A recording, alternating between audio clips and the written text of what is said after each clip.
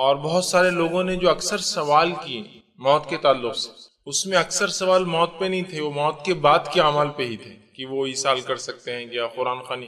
مطلب یہ تھا کہ لوگوں کو اشکالات میت سے زیادہ میت کو ثواب پہنچانے کے تعلق سے کہ مر تو گیا انسان لیکن اب ثواب کیسے پہنچے. اور ایک عجیب سسٹم اور رواج ہمارے سماج میں دکھائی دے رہا ہے، وہ یہ ہے کہ جب انسان زندہ ہوتا ہے اس کی خدمت کر کے ثواب پانے کا اتنا جذبہ نہیں نظر آتا جتنا انسان کے مرنے کے بعد ایصال کرنے کا جذبہ نظر آتا ہے. مثال کے طور پر کسی کے دادا بیمار ہے، نانی بیمار ہے، پھوپھو بیمار ہے، چاچی بیمار ہے، مامی بیمار ہے، رشتہ دار بیمار ہے، تو جب بیماری میں دوا کی ضرورت ہے تو اس کے لیے پیسے کلیکٹ کر کے دینے میں وہ جذبہ نظر نہیں آتا. بیماری ہے، وسیلے چاہیے آپ کے پہچان اچھے اچھے ڈاکٹر سے تاکہ ان کا علاج سستے میں ہو جائے، وہ وسیلے دینے میں وہ جذبہ نظر نہیں آتا. بیمار کی خدمت میں فزیکل اس کو اٹھانا بٹھانا لٹانا جو ضرورت ہے، جو آپ کے محرم جن کو آپ ہاتھ لگا سکتے یا بحالت مجبوری بیمار کو تو بہرحال ایک طبیب ہاتھ لگا سکتا ہے، وہاں وہ جذبہ نظر نہیں آتا خدمت میں. جو جذبہ وہی شخص اگر مر جائے تو اس کے لیے کھانا کھلانے میں، پیسے جمع کرنے میں جذبہ، مر جائے تو اس کے لیے ایصال ثواب، خبر کو پکی کرنے، خبر پہ روشنائی کرنے، خبر پر پھول ڈالنے، خبر پر چادر چڑھانے، مرنے کے بعد قرآن خوانی کرنے، 21 کلو چنے یا 50 کلو چنے یا کھجور بانٹنے، وہ تمام میں جو جذبہ نظر آتا ہے وہ زندگی میں نظر نہیں آتا. یہ بات بہت اچھی ہے کہ ہم اپنے میت کی بھی فکر کرتے ہیں، اپنے مردہ لوگوں کی بھی فکر کرتے ہیں کہ اللہ ان کی کیسے مغفرت کرے، کیسے ان کو بخشے، ایک اچھی فکر ہے. لیکن ظاہر سی بات ہے اسلام میں زندہ کی اہمیت مردہ سے زیادہ ہے. کبھی بھی زندہ کی اہمیت مردہ سے زیادہ ہے، کبھی بھی یاد رکھیے. پہلے زندہ پھر مردہ. تو ایک انسان جس کے ایصال ثواب کے لیے آپ سب کچھ کر رہے ہیں، میں امید کرتا ہوں اس کی زندگی میں بھی آپ نے اس کی بیماری میں اور اس کی تکلیفوں کو دور کرنے سب کچھ کیا ہو. اب آئیے ایک انسان جو زندگی میں بھی لوگوں کی مدد کر رہا ہے، اس جذبے کو سمجھتا ہے، اب موت کے بعد بھی وہ چاہتا ہے کہ اس شخص کی مدد کی جائے، اس شخص کو ایصال کیا جائے. تو اب ایصال کسے کہتے ہیں اس کی وضاحت کر دوں. ایصال کا معنی ہوتا ہے پارسل، توشہ یا ایسی کوئی چیز جو بعد میں بھیجی جاتی جو سہولت کی ہو. جیسے کہ ایک انسان کام کو چلا جائے اور بعد میں اس کے لیے ایک ڈبہ بھیج دیا جائے جو کہ سہولت کی چیز ہے، اسے کھانا ملتا ہے اور اسے کام آتی. ٹھیک، تو ایصال ثواب مطلب بعد میں ثواب کا بھیجا جانا جو کہ انسان کو فائدہ دیتا ہے، تو ثواب بھیجا جاتا ہے. تو ایصال ثواب کا معنی ہوتا ہے بعد میں کوئی ایسے اعمال کرنا جن اعمال کا بدلہ میت کو ملے، جن ثواب کا بدلہ میت کو ملے یا میت کے گناہوں میں تخفیف ہو. دونوں ہی باتیں، یا تو نیکیوں میں اضافہ ہو اس مرنے والے کی، یا تو اس کے گناہ کم ہو. اس کے لیے کیا کرتے ہیں لوگ؟ ایصال کرتے ہیں، پارسل کرتے ہیں، توشہ بھیجتے ہیں بعد میں ہو کر. اب ایصال ثواب کا ریل کانسیپٹ تو یہ ہے، حقیقی معنی اور کانسیپٹ تو یہ ہے، زندگی میں ایسا کر کے چلے جاؤ کہ مرنے کے بعد بھی اس کا ثواب ملتا رہے. ایصال ثواب کا ہرگز معنی یہ نہیں ہے کہ زندگی بھر کچھ نہ کرو اور مرنے سے پہلے رشتےداروں کو وصیت کر دو، یا زندگی بھر انسان کچھ نہ کرے اور مرنے کے بعد اس کے دوست، احباب، بیٹا، بیٹی، رشتہ دار، والدین اس کے لیے کوشش کرے. نہیں، ایصال کا ریل کانسیپٹ یہ ہے میں اور آپ ہماری موت سے پہلے اس کے لیے کچھ کر جائے کہ میرے مرنے کے بعد بھی میرا اکاؤنٹ ثواب کا چالو رہے. جیسا کہ ہم میں سے ہر شخص سوچتا ہے چاہے وہ جتنا بھی کماتا ہو کہ اس کمائی کے بعد بھی کچھ ایک فکس انکم کا ذریعہ سورس بن جائے. کرتا ہے نہیں کرتا ہے؟ میری انکم 10,000 ہے، اب اس 10 میں سے میں کتنا بچا لوں؟ 5 سمجھو 3,000 میں بچاتا ہوں. اب یہ 3,000 کو کہیں اگر میں انویسٹ کرتا ہوں اور اگر 3,000 بھی کچھ مجھے دینے لگ جاتے ہیں مہینہ واری، تو یہ تو خوشی کی بات ہے نا، ہوتا ہے نا. تو ایصال ثواب یہی ہے کہ زندگی میں اعمال کروں اور کچھ ایسے اعمال کر کے چلے جاؤں کہ میرے جانے کے بعد بھی یہ اعمال اس کا بینیفٹ، فائدہ دیتے رہے. افسوس کی بات ہے بر صغیر میں، ہندوستان پاکستان، غلط کانسیپٹ ہم میں یہ آ گیا کہ ایصال ثواب کا معنی یہ ہے کہ زندگی میں انسان جو چاہے کر لے اور پھر مر کھپ جائے اور اس کے رشتہ دار ایڑی چوٹی کا زور لگا دے اس کی مغفرت کروانے کے لیے. نہیں، ایصال ثواب کی مثال ایسی ہے ایکسٹرا مارکس کی جیسی. جیسا کہ انسان ایگزام میں ہوتا ہے کہ اگر NCC لیتا ہے تو اس کو 2% مارکس ملتے ہیں، NSS میں جاتا ہے، نیشنل سروسز دیتا ہے تو 5% مارکس ملتے ہیں، سپورٹس کھیلتا ہے تو 5% مارکس ملتے ہیں نا. لیکن یہ کب ملتے ہیں مارکس معلوم آپ کو؟ جب انسان اپنے پرچوں میں پاس ہو جائے، 35 سے اوپر نمبرات لا لے، تو پھر این سی سی کے 2 نمبرات، 4 نمبرات این ایس ایس کے، 5 نمبرات سپورٹس کے جڑ کر وہ 35 کو بڑھا کر وہ جو ہے 12 مارکس اور بڑھا کر کتنا کرتے ہیں؟ 47 کر دیتے ہیں۔ لیکن اگر کوئی انسان فیل ہو جائے 30، تو سپورٹس کے 5 مارک لگ کے وہ پاس نہیں ہو سکتا ہے، این سی سی کے 2 مارک، این ایس ایس کے 4 مارک لگ کے وہ پاس نہیں ہو سکتا ہے۔ تو لہٰذا ایصال ثواب تبھی فائدے مند ہے جب زندگی میں اچھے عمل کر کے چلے جائے، رب کے یہاں مغفرت کے دروازے اس کے لیے کھل جائے، اور اس کے بعد بھی ایصال ہوتا رہے۔ لیکن خالی ایصال کی وجہ سے مغفرت ہو کہ عقیدہ شرکیہ، موت توحید پر نہیں آئی، گناہ کے اوپر زندگی گزاری، تو یہ ایصال فائدہ نہیں دے سکتی۔ ہمارے پاس تو عقیدے کا کیا حال ہے بولنے کی ضرورت ہی نہیں، اور پھر ایصال کا معاملہ چالو ہے۔ زندگی بھر لوگوں کو تکلیف پہنچایا، اذیتیں دی، ستایا، اور پھر اس کے لیے 50 قرآن، 100 قرآن، کیوں؟ بہت گناہ گار تھے نا، تو زیادہ ایصال، یہ ایکسٹرا مارکس ہے ایصال۔ تو ایصال ثواب کا ریئل کانسیپٹ سمجھنا ہے تو یاد رکھ لیجئے، مجھے میری زندگی میں اپنا ایصال ثواب تیار کر کے جانا ہے۔ میرے رشتہ دار جو مجھے آج نہیں پوچھتے، پتہ نہیں کل کیا پوچھیں گے اور کیا ایصال کریں گے۔ میرے بچے جو آج میری قدر نہیں کر رہے ہیں، جس کا نتیجہ بھی میری تربیت کا ہی نتیجہ میں نے نہیں کی برابر، آج میری قدر نہیں کر رہے ہیں، تو کل کیا پتا میرے مرنے کے بعد کوئی دعا کر دے یا نہ کرے۔ تو سب سے بہترین چیز ہے میں مرنے سے پہلے اپنا ایصال آلریڈی تیار کر کے چلے جاؤں، اپنے بچوں پر ڈیپینڈ نہ رہوں۔ جیسا اپنے گھر کی تیاری آپ زندگی میں خود کرتے، پتہ نہیں بچے بناتے نہیں بناتے، یار اپنے کو اچھا گھر ہونا، ڈیپینڈ رہتے آپ کہ بیٹے میں نے آدھا چھت ڈال دیا، تم آدھا ڈال دینا میرے مرنے کے بعد، نہیں، پورا ہونا۔ اپنے ایصال کی تیاری خود کر۔ لیکن شریعت نے ایسے کچھ طریقے بتائے ہیں کہ انسان جب چلا جائے تو جانے کے بعد اس کو ثواب پہنچایا جا سکتا ہے، یا اس کے لیے استغفار کیا جا سکتا ہے، اور وہ استغفار اللہ قبول بھی کرتا ہے۔ لیکن کس کے حق میں؟ توحید پر جس کا انتقال ہوا۔ گناہ تو کیے، ہر انسان کرتا ہے، لیکن توحید پر مرا، اور توحید پر موت کے ساتھ ساتھ اپنے گناہوں سے تائب بھی تھا کہ اللہ بس یہ ہو رہا ہے، بس تو مغفرت کر دے تو معاف۔ سمجھ رہے آپ بات کو؟ تو اس کے حق میں ایصال قبول ہو جاتا ہے۔ مشرک، منافق یا کافر جو انسان مرتا ہے، اس کے لیے کوئی ایصال فائدہ نہیں دیتا، پہلے یہ ذہنوں میں بٹھا لیجئے۔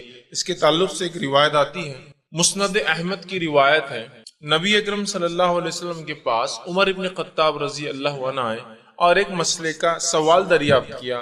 سوال یہ تھا کہ عاصم بن وائل، ٹھیک، عاصم بن وائل رضی اللہ عنہ نے جو ہے، معاف کر، عاصم بن وائل نام کے ایک شخص نے دور جہالت میں ایک نظر مانی تھی کہ وہ 100 اونٹ ذبح کریں گا، ٹھیک۔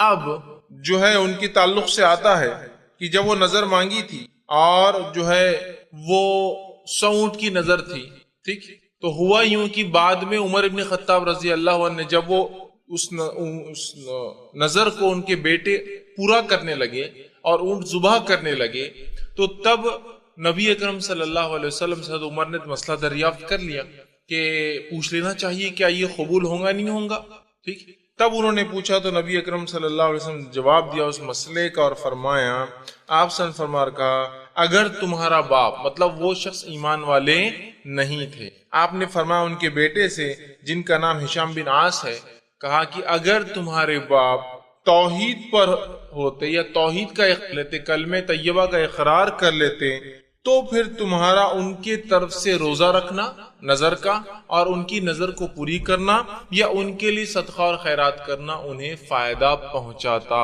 مطلب یہ ہوا کہ کوئی انسان اگر توحید پر نہیں مرا، آپ 100 اونٹ ذبح کیجئے، 1,00,000 اونٹ ذبح کیجئے، ہزاروں اور کروڑوں روپے صدقہ دیجئے، اس کو رتی برابر بھی فائدہ نہیں ہوتا ہے، یاد رکھ۔ تو پہلی شرط کیا ایصال کے لیے؟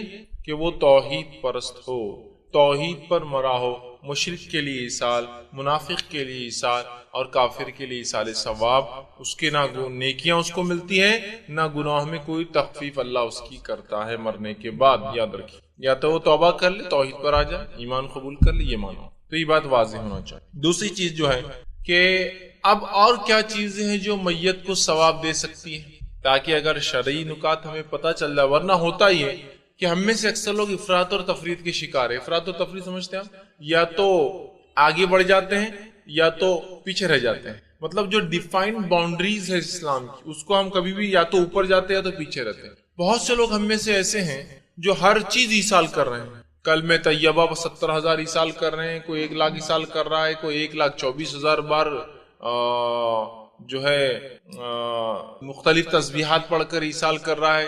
ٹھیک ہے, کچھ لوگ جو ہے وہ چنے ایصال کر رہے ہیں, کچھ لوگ جو ہے مختلف درود پڑھ کر ایصال کر رہے, کچھ لوگ قرآن پڑھ کر ایصال کر رہے, کچھ لوگ نوافل پڑھ کے ایصال کر رہے, سب کر رہے ہیں. تو یہ تو ایکسٹریم ہو گئے, مطلب یہ کوئی شریعت کی حد میں نہیں ہے اور کچھ بھی کر رہے ہیں. کچھ لوگ ایسے بھی ہو گئے کہ ان کو لگا کہ یہ لوگوں نے بدعتیں اتنی کی, انہوں نے سیدھے سے ایصال کا انکار ہی کر دیا. ارے ایصال کچھ ہوتا ہی نہیں ہے, زندگی میں جو ہے کر لو. نہیں, اسلام ان دونوں کے بیچ میں, اس بات کو ہم کو سمجھنا, نہ افراط نہ تفریط, نہ آگے بڑھنا ہے نہ پیچھے رہنا ہے, یاد رکھیں. ٹھیک ہے, تو اصل کانسیپٹ کیا ہے ایصال کا, ریئل کانسیپٹ کیا ہے, اس کانسیپٹ کو میں رکھنے کی جو کوشش کروں گا. تو پہلی وضاحت تو میں نے کر دی, اپنے زندگی میں اپنے ایصال کا سامان تیار کر لو. دوسرا, مشرک کے لیے ایصال قبول نہیں ہوتا, نہ مغفرت کی دعا نہ کوئی ثواب. اب آئیے اس کے بعد کون کون سی چیزیں ایصال بن سکتی ہیں. تو پہلی چیز نیک اولاد, یہ ایصال بن سکتی ہے جو آپ کے لیے دعا کرے. دوسرا, صدقہ جاریہ, ایسا کوئی کام کر کے گئے ہو جس کا فائدہ بعد میں بھی لوگ اٹھا رہے ہو. تیسری چیز جو ہے, کوئی جو ہے اشاعت دین کے لیے کوئی کام کر کے گیا ہو, جیسے کہ مسجد کی تعمیر کر دی ہو یا مسافر خانہ بنا دیا ہو. ٹھیک, یا پھر کوئی علم چھوڑ کر گیا ہو جس علم سے بعد میں لوگ فائدہ پہنچاتے ہیں. اب آئیے وہ حدیث آپ کے سامنے رکھ دیتا ہوں. یہ ابن ماجہ کی روایت ہے. ابو ہریرہ رضی اللہ عنہ اس حدیث کے راوی فرماتے اور کہتے ہیں, رسول اکرم صلی اللہ علیہ وسلم فرمایا اور کہا کہ آدمی کی وراثت سے 3 چیزیں سب سے بہترین ہیں. آدمی کی وراثت سے مطلب وہ جو چھوڑ کر جاتا ہے ان چیزوں میں سے 3 چیزیں سب سے بیسٹ ہیں. وہ کیا ہے آپ سن لیجیے. کیا فرمائے, نیک اولاد جو اس کے لیے دعا کرے. وراثت میں نیکی کے لیے, ایصال کے لیے جو بیسٹ چیز آپ چھوڑ کر جا سکتے ہیں وہ کیا ہے, نیک اولاد. کیا اس ایصال کے لیے ہم تیار ہیں؟ اللہ ماشاءاللہ کچھ لوگ بول سکتے ہیں ہاں کہ واقعی میں میرے بچے میرے لیے دعائیں مغفرت. جو ہے اس کے لیے کوئی کوشش نہیں, جو نہیں ہے اس کے لیے سر پر پٹکا جا رہا ہے, یہ پہنچانا ہے وہ پہنچانا ہے. اولاد یہ ایصال ہے, اس کے لیے کوئی کوشش نہیں کہ میرے بچے کو میں اچھی سے اچھی عربی پڑھاؤں, میرے بچے کو میں خود کچھ چیزیں سکھاؤں تاکہ میرے لیے ایصال بن جائے میرا بچہ. میرے بچے کو میں اعلیٰ تعلیم, اعلیٰ تربیت, اعلیٰ اقتدار, اعلیٰ دینی جو ہے احکامات اسے میں سکھاؤں گا, اس کو میں دین کا پابند بناؤں گا, اس کو شریعت کا پابند بناؤں گا, اس کو میں دعائیں سکھلاؤں گا تاکہ میرے برنے کی بات کرے. اس کے لیے کوئی تیاری نہیں. کچھ لوگ اس لیے نہیں تیاری کہ وہ خود بیچارے سمجھ نہیں پائے, تربیت یافتہ نہیں ہے. کچھ لوگ بڑی شرم آتی ہے اپنے بچوں کو کوئی چیز سکھانے کو, شرم آتی ہے. دوسروں کے بچوں کے لیے خدمت کرتے ہیں, اپنے بچوں کو شرم آتی ہے. یہ ان کو کسی اور کے بچوں کو سکھاتے ہیں, کوئی اور آگے ان کے بچوں کو سکھاتے ہیں. سب سے بہترین ایصال کیا ہے, اپنی اولاد بنائیے اس کو ایسا کہ وہ ایصال بن جائے. دوسرا فرماتے آپ کہتے ہیں صدقۃ جاریہ, ایسا صدقہ کہ جس کا اجر انسان کو ملتا رہے.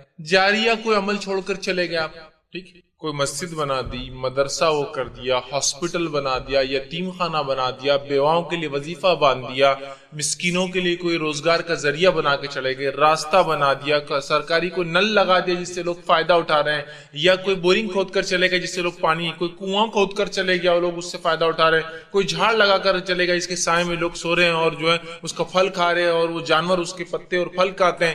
یہ سب صدقہ جاریہ ہے. لیکن اس کی اہمیت کہاں جاتی ہے؟ بہت سی بار گورنمنٹ مہم چلاتی ہے کہ جھاڑ لگاؤ, یہ تو اسلامی مہم ہے, جھاڑ لگاؤ, گورنمنٹ کی مہم نہیں. ہمارے شہر ہرے ہو.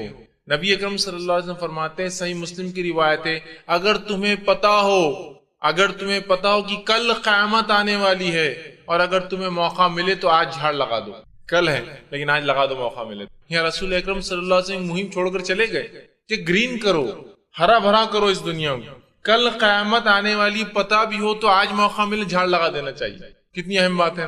مطلب یہ نہیں کہ واقعے میں کل قیامت کسی کو پتہ چلیں گے, مطلب یہ کہ اگر تمہیں لگتا ہے کہ کل سب کچھ بھی برباد ہونے والا, کیا فائدہ, لیکن جھاڑ لگا سکتے ہو تو لگا دو. یہ معنی ہے, سمجھ رہے ہیں. صدقہ جاریہ کی اہمیت بتائی جا رہی ہے نا, کہ جھاڑ صدقہ جاریہ ہوتا ہے.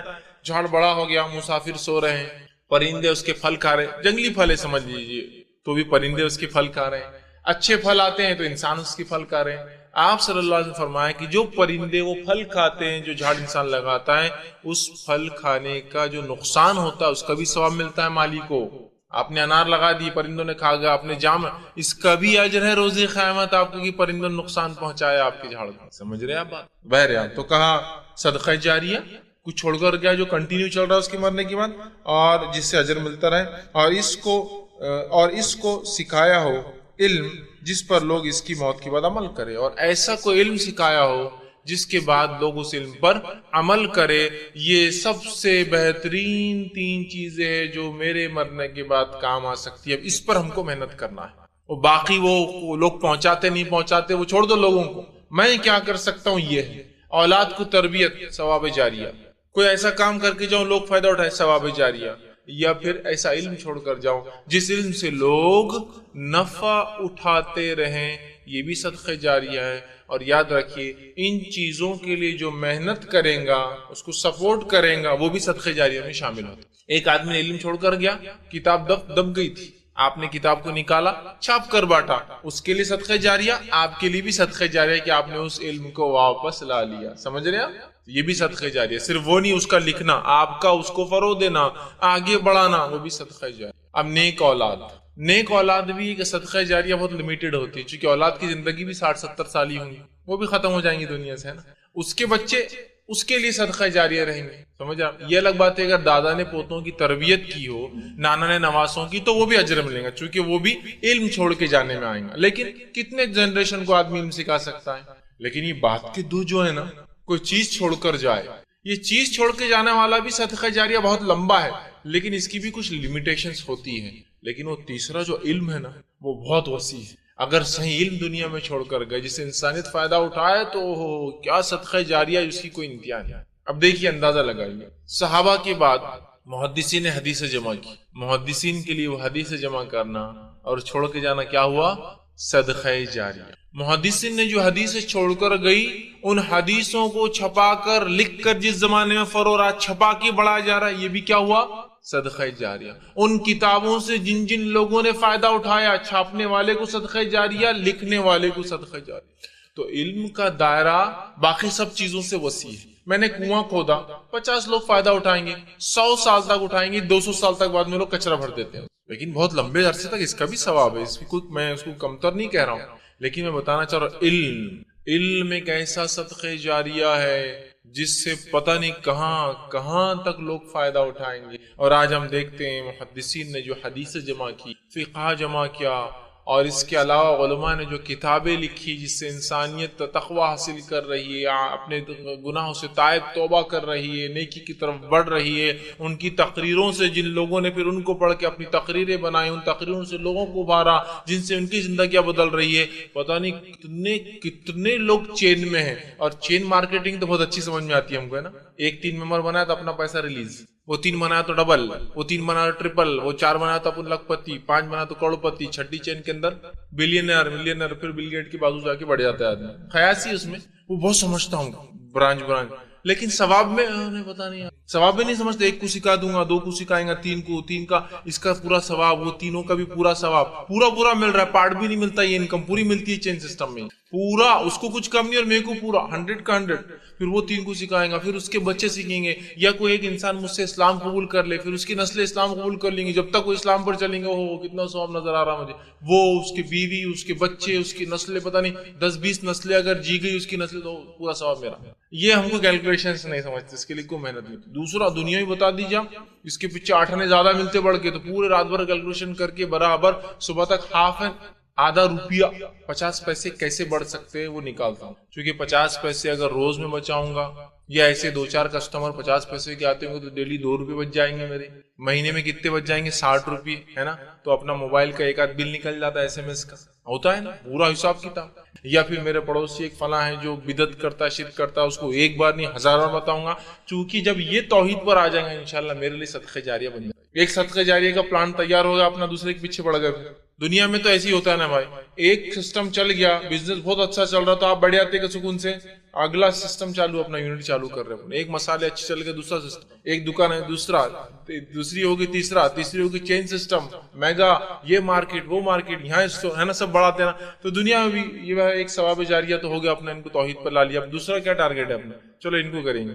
کیونکہ دنیا میں جیسے ہم آگے بڑھتے رہتے ہیں، دین میں بھی تو بڑھتے ہی رہنا دن اور رات. کہ تو ہم کو یقین نہیں کہ پتہ نہیں اس کا اجر اور بھی کوئی ہو سکتا ہے، نہیں میرے کو فل چاہیے اور کچھ، تو ویسا اجر تلاش کیجیے. تو اولاد کو پکڑ لی سب سے پہلے، بیٹے تم ہی سالے بولنا، تم سیدھے ہو جاؤ، نیک کام کو چھوڑ کے جانے کی تیاری میں رہیے. ہر آدمی اپنے استاد کے حساب سے کوئی چھوڑ کر جا سکتا. اور علم تو ایک ایسی چیز ہے جس کے لیے کوئی پیسہ بھی نہیں لگتا. اس کو پھیلانے میں کیا، کسی کو غیر مسلم کو بیٹھ کے توحید کی دعوت دینے میں کوئی مشقت ہے آپ کو؟ کوئی آپ کو مار رہا ہے اٹھ کے، وہ ماریں گے بہت لوگ مل کے جان لے لیں گے، نہیں. علم ہو سکتا ہے وہ ایک بات اس کے دل میں راسخ ہو جائے، پتہ نہیں زندگی کس مرحلے میں پھر توحید پرست ہو جائے. تو صدقہ جاریہ کے لیے یہ تھے، اس لیے میں اتنا زور دے رہا ہوں اس پہ. یہ امپورٹنٹ صدقہ جاریہ، اس کو پکڑ لیجئے، مت چھوڑیے اس کو، یہ سب سے اہم ہے. اب یہ تینوں کے بیسس پہ باقی حدیثیں پوری، تعمیرات کرے، مسجد بنائے، سب اسی صدقہ جاریہ میں آ گیا. مسجد بنانا، تعمیرات. تو اصل بیسس صدقہ جاریہ کے صرف تین ہیں، اس کے علاوہ اور کچھ نہیں. ریئل صدقہ جاریہ. تو اس ریئل صدقہ جاریہ کے لیے پورا زور، ایڑی چوٹی کا زور لگا دیجیے کہ یہ کر کے جائے،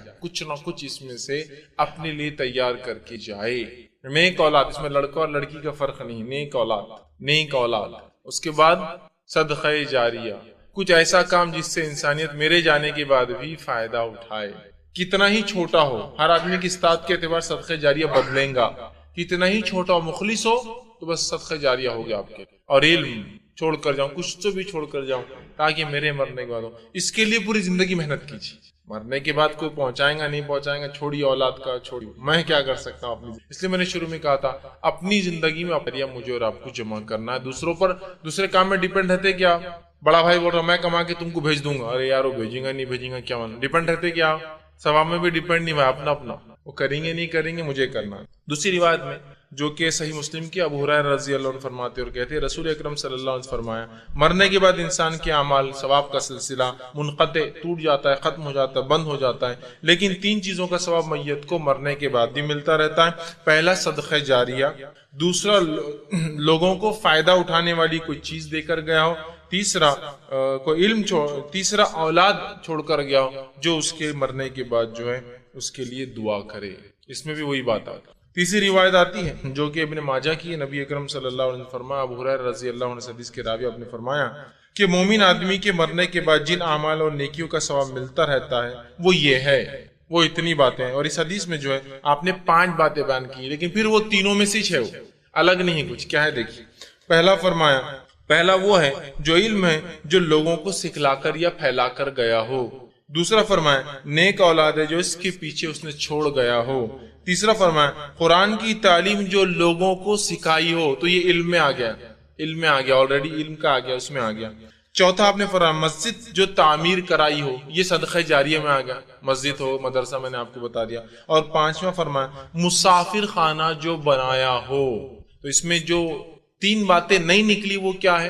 علم میں صدقہ جاریہ میں سب سے بہتر علم کون سا ہے؟ قرآن کا. اس لیے قرآن کا علم چھوڑ کر جائیے، بیسٹ جو ہے. علم چھوڑ کے جانے کا تو ثواب ہے ہی آپ کو.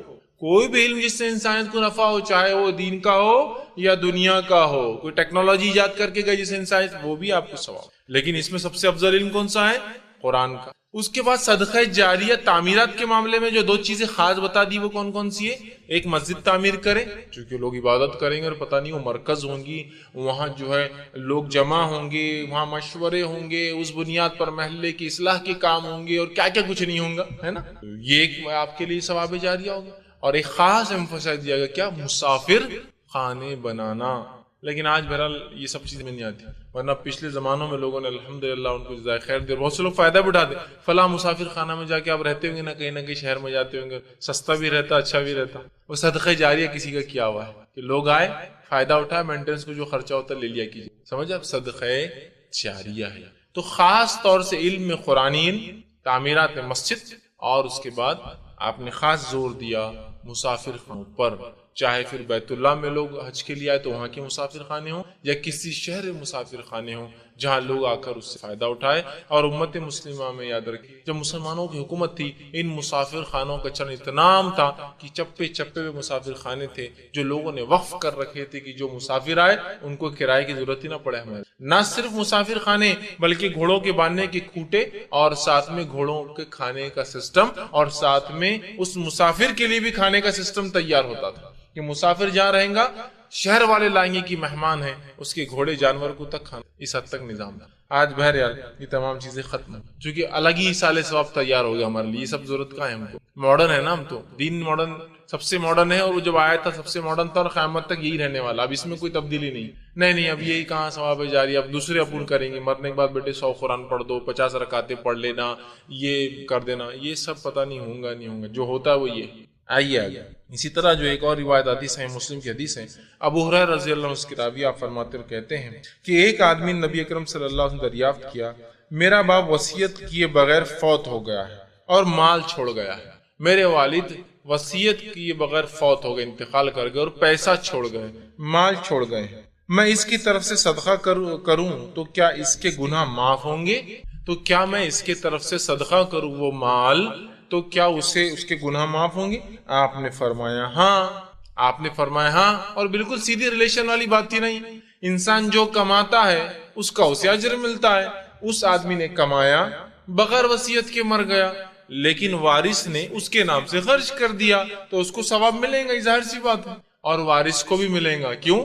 اس لیے کہ وہ وارث کا حصہ تھا لیکن وارث پھر بھی اس کے نام سے خرچ کر رہا. سمجھ رہے ہیں بات کو. لیکن اس میں یہ چیز کا دھیان دے. بہت سی بار میں نے دیکھا جب وراثت کا معاملہ آتا ہے تو بھائی کیا کرتے ہیں معلوم وراثت لے لیتے اور بولتے بہنوں کا وراثت صدقہ کر دیا ابا کے نام سے چونکہ تم کو ابا نے جہیز دیے تھے نا یہ کیے تھے نا وہ کیے تھے نا تو تمہاری صدقہ اور ہماری ہم لیں گے. ارے واہ یہ کون سا اصول ہوا بھائی؟ صدقہ تو اپنے مال سے خرچ ہوگا. بہنوں کا صدقہ کر سکتے آپ؟ وہ تو ان کو دینا پڑے گا. دینے کے بعد وہ صدقہ کرے خود کھا جائے ان کی مرضی. یہ کیسا ہوں آپ پہلے صدقہ کر دیں گے؟ دیکھا ہوں میں نے ایسے کہ گھر ہے بولے یہ گھر ہے یہ ہے اور گھر میں سے کتنے 3 مہینوں کا ایسے تمہارا صدقہ کر دے رہے ہیں ابا کی تم کو ابا نے بہت کی محنت کی تم پر یہ کی نوکریاں لگائے تمہاری شادیاں کی یہ کیے تو وہ ہو گیا اور ہم لوگ رہیں گے. وہ تو دینا پڑیں گا. وارث آ رہا ہے کہہ رہا ہے میرے ابا کی کوئی وصیت نہیں تھی لیکن جو مال ملا ہے انہی کا ہے جو وراثت میں کیا میں خرچ کروں تو ان کو ثواب ملے گا؟ تو آپ نے کہا چونکہ ظاہر سی بات ہے وہ اس کا مال تھا اور اب وارث کا ہے لیکن وارث چونکہ صدقہ کر رہا ہے وارث کو بھی ملیں گا اور میت کو. سمجھ رہے؟ بہت سے لوگ کیا کرتے جھگڑا نہیں ہونا بلکہ وراثت میں پوری وراثت تک صدقہ نہیں. پوری وراثت صدقہ نہیں ہو. آپ کے گھر میں 10 حصے ہو رہے وراثت میں 10 حصے کیے جائیں گے. آپ کو اپنا کرنا آپ کر دیجیے. آپ کو اختیار ہے. 9 کو آپ کو دینا پڑیں گے. یعنی دیکھو میں کر رہا ہوں اس لیے تم سب کو بھی کر دے رہا ابا کے لیے نہیں. یہ 9 آپ کے ابو کرنا کیجیے میں نے میرا کر دیا. آپ کو بھی اجر ابا کو بھی اجر ملیں گا یا امی کو بھی اجر ملیں گا جو بھی تھا آپ جس کے آپ کو وراثت آئی اس کو بھی. سمجھ رہے ہیں؟ تو آپ نے کہا بالکل مل سکتا ہے اور وہ صحابی نے اس کو خرچ کر. سمجھ رہے ہیں بات؟ اب آئیے اسی طرح مسند احمد کی روایت ہے جو ہے سعد بن عبادہ رضی اللہ عنہ حدیث کے راوی فرماتے ہیں کہ نبی اکرم صلی اللہ علیہ وسلم ایک روایت سے عرض کیا گیا اللہ کے رسول میری ماں فوت ہو گئی. ایک صحابی نے آ کے کہا اور فرمایا کہ مطلب انہوں نے ہی عرض کیا معاف کرنا سعد بن عبادہ نے کہ میری والدہ کا انتقال ہو گیا ہے کیا میں ان کی طرف فوت شدہ کی طرف کچھ میری جو ہے ماں جو فوت ہو گئی ہے کیا میں اس کی طرف سے صدقہ کروں؟ آپ صلی اللہ علیہ وسلم فرمایا ہاں تم صدقہ کرو اس کی طرف سے. تو انہوں نے سوال کیا حضرت سعد بن عبادہ نے رضی اللہ عنہ نے کہ دریافت کیا کہ کون سا صدقہ بہتر ہے؟ تو آپ نے فرمایا پانی پلا لو. اس لیے کہ عرب میں سب سے اشد ضرورت پانی کی ہوتی ہے. پانی کی بڑی آج نہیں ہے لیکن اس زمانے میں تھی. تو محدثین اس کی شرح میں لکھتے ہیں جو چیز جس زمانے میں سب سے زیادہ ضرورت کی ہو اس کو دینا چاہیے. اگر آج بھی پانی کی کمی تو پانی کیجیے ورنہ آج حال یہ ہے کارپوریشن کے لل پانی دھڑا دھڑ لا کے گرا رہے آپ کے اس میں لیکن پھر بھی ایک آدمی بولتا میں بور ماروں گا اس کے بعد. ضرورت نہیں ہے. اب پانی تو ایکسٹرا ہے. حدیث میں پانی کا لفظ ہے لیکن پانی سب سے زیادہ اہم ضرورت تھی. حالت تو یہ تھی کہ ایک پانی سے کئی بار وضو کرنا پڑتا تھا. آپ کو مان ایک تش میں پانی لے کے صحابہ وضو کرتے اس تش میں وضو کر کے گرتا پھر اوپر کا حصہ ہٹاتے پھر نیچے کے پانی سے وضو کرتے. یہ حال تو تھا. پانی پینے کے لیے جانور کے لیے بہت اہم تھا. ٹھیک ہے تو لہٰذا پانی آج کے دور میں جو سب سے زیادہ ضرورت آپ کو لگتی ہو اس میں پانی آج ہم جس علاقے میں نیڈ نہیں ہے. ہاں کوئی کہے کہ میرے پاس پیسہ اور کیا میں افریقہ میں بورنگ کھداؤں، بہت افضل عمل، بالکل کھدائی جائے. وہاں پینے کا پانی اتنا گندا ہوتا ہے، لوگ اتنے گندے پانی پی کی زندگی جی رہے، جن پانیوں کو ہم نالی کا سمجھتے وہ لوگ پی رہے ہیں. میں کہوں گا بہت آپ کے اثر رسوخ ہے، آپ کو لنک ہے، اور بڑا سستا بھی ہوتا ہے وہاں کا. آپ کرائیے افریقی غریب ممالک میں جہاں ایک بورنگ سے پتہ نہیں پورا شہر فائدہ اٹھا سکتا. ایسا کر سکتے ہیں، وہ کوئی مسئلہ نہیں، آج ہی وہاں ضرورت ہے. لیکن آج باقی علاقوں میں، اورنگ آباد جیسے علاقوں میں، مہاراشٹر کے علاقے میں کہاں ضرورت ہے پانی؟ وہ ضرورت نہیں ہے کہ انسان مر جا رہے ہو پانی نہ ملے جیسا عرب میں. لیکن بہرحال یہ بھی ایک کام ہے، آپ کر سکتے ہیں، لیکن یہی ایک کام نہیں صدقہ جاریہ ہے. ورنہ ہر کوئی میت مرتے ایک بورنگ کھدانا، ارے مسجد میں 2 بورنگ ہو گئی، نہیں میرے باپ کی بھی لی نا، تیسری بورنگ، چوتھی بورنگ. وہ بولتے ہیں کتنے بورنگ کرائیں گے، ختم ہو گیا نا معاملہ. نہیں کہیں اور نہیں کرانے کا، یہاں بہت لوگ آتے ہیں ہی کراتے ہیں ہم بورنگ. کیوں؟ تو حدیث میں پانی کا لفظ ہے، لیکن ضرورت وہاں جہاں بورنگ کرا رہے نا، اس بورنگ کرنے والی کبھی حالت دیکھ کے کبھی اس کو دے دینا صدقہ کہ یار تو گھر بنا لے، اپنا 25,000 لے لے میرے سے. کیا زندگی گزارتا ہے. میں وہی کہہ رہا ہوں نا، میت کے لیے جو تڑپ ہے نا، زندوں کے لیے تڑپ باقی نہیں رہی ہم میں. وہ بورنگ کرنے والا پتہ نہیں وہ سڑی ہوئی روٹیاں کھا رہا ہے، پتہ نہیں کہاں سے لا کے سوتی ہوئی ڈبا کے. دیکھیے مشین کے نیچے سوتے رہتے، کبھی وہ خیال نہیں آتا کہ بورنگ ثواب جاریہ کے لیے اگر اس انسان کی زندگی بنا دوں گا تو یہ کیا ثواب جاریہ. وہ کیلکولیشن ہی نہیں رہا، بس معاملہ الگ ہی ہے ہمارا. تھا وہ ٹارگٹ کیجیے اپنے آڈینس کو، ثواب کو ٹارگٹ کیجیے، کہاں مجھے کرنا ہے، کس سے میں حاصل کروں اور کتنا مجھے لینا ہے ثواب. جیسا ہم منافع کیلکولیٹ کرتے، ثواب بھی کیلکولیٹ کیجیے ہر چیز کے اندر. اسی طرح نیک اولاد جو کچھ بھی کام کرتی ہے اس کا ثواب از خود بخود والدین کو مل جاتا ہے. اس کے لیے کوئی عمل کرنے کی ضرورت نہیں. بہت سی بار لوگ پوچھتے ہو کیا کرنا صدقہ جاریہ کے لیے، ایسا پہنچانے کے لیے. تو بہت سے لوگ کوئی بھی کام کرتے بولتے ہیں اللہ اس عمل کا فائدہ ابا کو دے دیں، اس عمل کا فائدہ امی کو دے دیں، دعا کرتے. اچھا آپ کوئی کام کیا کبھی بھول گئے تو ارے اس سال کرنا بھول گیا، میں ابا کو پہنچانا بھول گیا.